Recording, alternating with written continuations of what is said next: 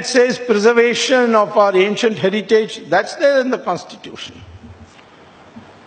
And yet, there is a new school which has emerged, which is telling us, particularly the Hindus, that you are being intolerant and you are being exclusive instead of inclusive. This country fought 800 years Islamic terror. Although Shivaji had Muslims in his army, so did Guru Gobind Singh, but they came as individuals. It was essentially a war between Hinduism and Islam. And the Islamic rulers made it absolutely clear. But the fight we never gave up. Iran was captured by Islam. When Iran was Zoroastrian, the Islamic forces went to Iran. It was called Persia in those days, conquered it. In 15 years, they converted 100% of the population of Iran to Islam. Neighboring country of Mesopotamia, Babylon, they conquered it in 17 years, they converted it to 100% Islam. Egypt was conquered and Islam converted Egypt into 100% Islam in 21 years. The Christians conquered Europe and converted Europe into 100% Christian in 50 years. In India, 800 years of Islamic rule, 200 years of Christian rule, and yet we are 80% Hindu even today. But I also say that therefore today they are attacking us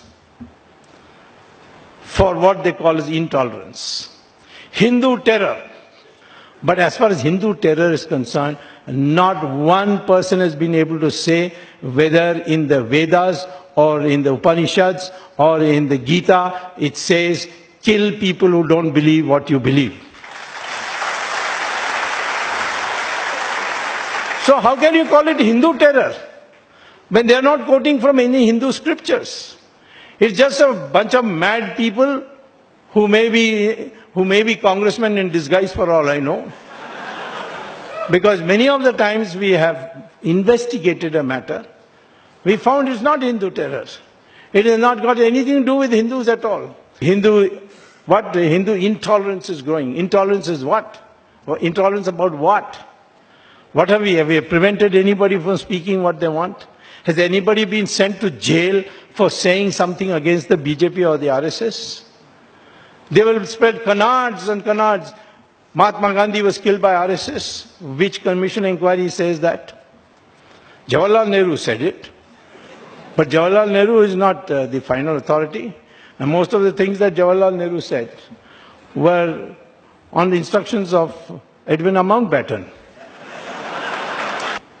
So therefore, today, don't feel put down by those who say intolerance, lack of inclusiveness. What lack of inclusiveness?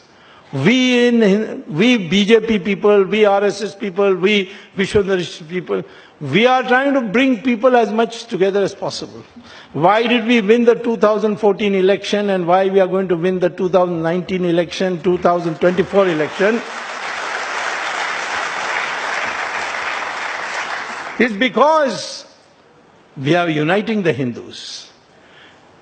The Congress strategy from beginning was divide the Hindus on caste basis, language basis, regional basis, and unite the minorities. We decided the process of Hindutva, we will try to unite the Hindus. In that, we also found that there were sections of the minorities who are ready to come with us. Women of the Islamic community said, if you remove triple talaq, we'll vote for you. And Ram Janmabhoomi will be for Ram Temple.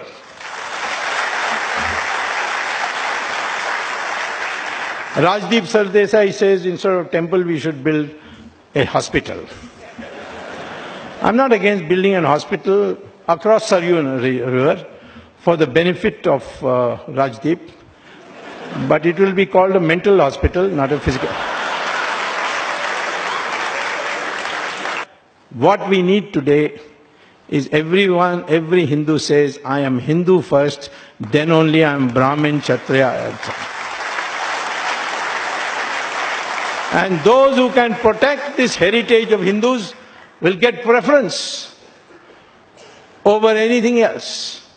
But this country must get back the glory of its old civilization, the united Hindu civilization in which others live as equal partners. And that is where you should be careful of those who intellectually try to overpower you to think what you are not, or not think what you are. You are all one people of this subcontinent called Hindustan, and we are one people. All these caste barriers and all are artificial. They were brought in originally for a different purpose of division of labor. We are one India. That is the way to defeat intellectual terrorism. That is the right way of going about it. Right means we may be called right-wing or anything, but the focus is the cultural renaissance of India. That is the right response. Thank you very much.